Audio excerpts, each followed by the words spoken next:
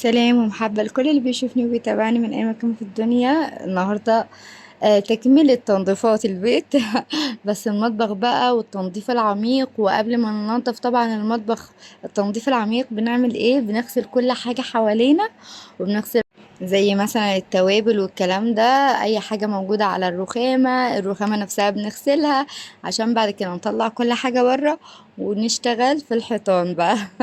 تنظيف عميق جدا. المهم يلا بينا بقى نبدأ الفيديو. اول حاجة طبعا عملتها بتاعة التوابل دي، ودي البريل حطيت بقى كمية عشان خلاص عايزة رغاوي كده في كل مكان. عشان ايه؟ الرغاوي دي تحسوها ان هي ايه، بتنشط الواحد كده اول ما بنشوفها. يعني ما بنبطلش اي حاجة قدامنا بنغسلها على طول. فمن ضمن الحاجات اللي بتخلي الواحد يتنشط وكده هي الرغاوي دي بجد. اهو كده غسلت المطبقية بتاعة الأطباق وبتاعة المعالق، ودلوقتي رايحين على التوابل. هننزلها كلها، في حاجات غسلاها بس هعيد يعني غسلها تاني عشان طبعا الدهون ما بتسيبش حاجة بصراحة، وبتقعد في الحروف دي. يعني مهما تغسلي فيها في أي حرف كده في بتاع التوابل أو في غطا التوابل بتقوم قاعدة يعني. ما تفهموش ايه ده. مهما تغسلوا فيها لازم، يعني لازم كل أسبوع الواحد. انا بصوا يعني على قد ما بقدر بحاول اغسل فيها على طول، على قد ما بقدر بصراحة. يعني ماليش ميعاد معين او وقت معين. لاني لما بسيبها بلاقي الدهون فيها مش راضية تطلع وصعبة جدا. طب وليه احنا ما نتعبش نفسنا؟ شايفين انا بحاول ازاي اطلع الدهون منها، بس صعبة يعني. ودي على فكرة انا لسه غسلاها، انتوا متخيلين؟ يعني اقصد على ايدي فيها، مش لسه غسلاها لا طبعا، بس ايدي فيها. بس فبحاول على قد ما اقدر. طبعا مش هجيب لكم كل التوابل، بس انا بقول لكم بحاول على قد ما اقدر ان انا اغسلها وان تبقى ايدي دايما فيها مش اكتر يعني. هي بصراحة التوابل كمان لما بتبقى قصادك كده هي وبتلمع برضو بتدي احساس حلو قوي. يعني غير لما تبقى مطفية كده بالدهون او بايدك مطبوع عليها وكده. لا هي وبتلمع كده ليها رونق كده، تحس المطبخ كله نظيف. بتحسسك بنظافة المطبخ يعني. في توابل انا مش هغسلها معاكم هنا، لاني طبعا انا التوابل كتير جدا فما ينفعش ان كله اجيبه في الفيديو هنا واغسله معاكم. بس انا بحاول انجز لكم واقول لكم انا عملت ايه طبعا. بصوا بقى التوابل ازاي بتلمع وحلوة كده. تحس بنظافة. هنا بقى الفول ده كنت عاملاه يعني حطاه في مية وكده عشان خاطر انا خلاص. بعد ما خلصت على طول حطيت، يعني بعد ما خلصت المطبخ قمت دمست الفول على طول وكده وحطيته في الفوال على طول ودمسته. أم، بصوا انا نظامي في الفول انا عمري ما صورت لكم، بس بصراحة انا بعمله على طريقة بابا يعني. بحط الفول وبحط عليه طماطمايه، نص طماطمايه يعني. او ممكن طماطمايه صغيرة مش مشكلة. وبعد كده بحط عليه كمان رز، يعني معلقة كبيرة رز ومعلقة كبيرة عدس. وبصوا بتخلي الفول جميل. جارتي كنت قبل كده ساكنة عند اللي هو الشقة الأولانية وكده. كانت جارتي بتحط ليمونة صحيحة يعني، بتطلع منها البذر عشان ما يمررش وما يمررش الفول وكده، وكانت بتحط الليمونة. اوقات بحطها واوقات لا، بس هو بصراحة بيفرق يعني، مش عارفة ليه بحس ان هو بيديله طعم تاني يعني. وطبعا الملح، لان برضو لما بتحطي ملح وتحيقي الفولة نفسها بتبقى في قلبها حلوة كده يعني، تحسوها كده يعني ليها طعم، فاهمين؟ غير لما تحطوش ملح. انا عن نفسي في اوقات كتير ما بحطش ملح، بيبقى الفولة اللي هو لازم نفضل نحط بقى. لما نيجي نعمل منه نفضل نحط ملح عشان حتى يتحيق، انتوا فاهمين؟ لكن لا، حطه احسن يعني. انا بس بخاف قوي من الملح ده، ما بعرفش العبار خالص في الفول، لان هو مهما تحطي له ما بيملحش. يجي مثلا تحطي مثلا عشان يتحيق تلاقيه بقى ايه ملح خالص. فانا بخاف احط، بعمل ايه؟ بحط معلقه صغيره خالص يعني اكنها اساسا مش محطوطه. لكن انت لو هتعرفي ان انت ازاي يعني تحطي وتحطي قد ايه وكده يا ريت. انا مش عارفه ليه مش الموضوع ده مش بركز اصلا يعني. بقول خلاص انا هحط معلقه صغيره بحيث ان الفوليه نفسها تبقى متحيقه شويه وخلاص على كده يعني. بس في ناس بتعرف، بس انا يعني اساسا مش بركز في الموضوع، انتوا فاهمين. في موضوع كمان كنت عايزه اقول لكم على الموضوع اللي انا كلمتكم فيه الفيديو اللي عدى.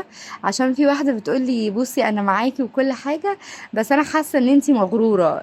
بصوا هو طبيعي عادي، الواحد احنا اصلا متربيين على كده، يعني احنا اتربينا ان الواحده او الواحد اللي يحب نفسه ويهتم بنفسه وكده يبقى هو مغرور. هو ده اتربينا عليه اصلا، يعني دي حاجه احنا اتعلمناها.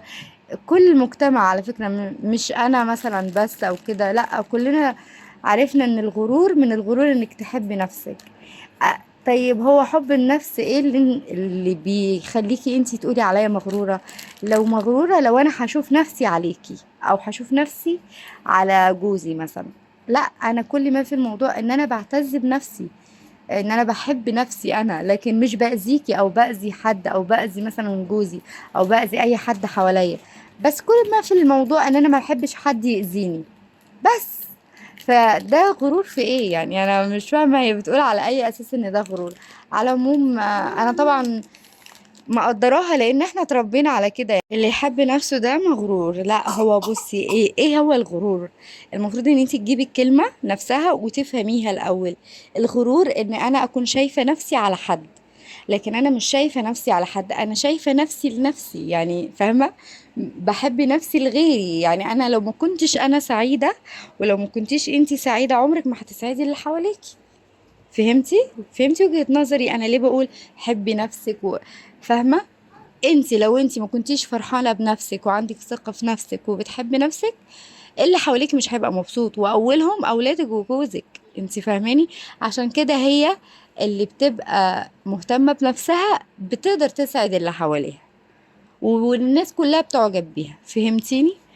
فهو ده. انا طبعا عذراكي لان احنا ما كناش فاهمين كلمة غرور. احنا زي ما اتقال لنا بنقول ايوه وحاضر ونعم وبس. هنا بقى جبت البوتاجاز. وبصوا بقى الحركة الجديدة، انا اول حاجة عملتها ان انا ايه، هي مش حركة جديدة على فكرة، انا عملتها قبل كده معاكم وقلت لكم ان انا واخداها من اختي، واختي واخداها من واحدة في اليوتيوب. بس انا اول حاجة عملتها ان انا جبت السلك، وبصوا حوالين كل العيون قعدت يعني اغسلها بس بالسلكة.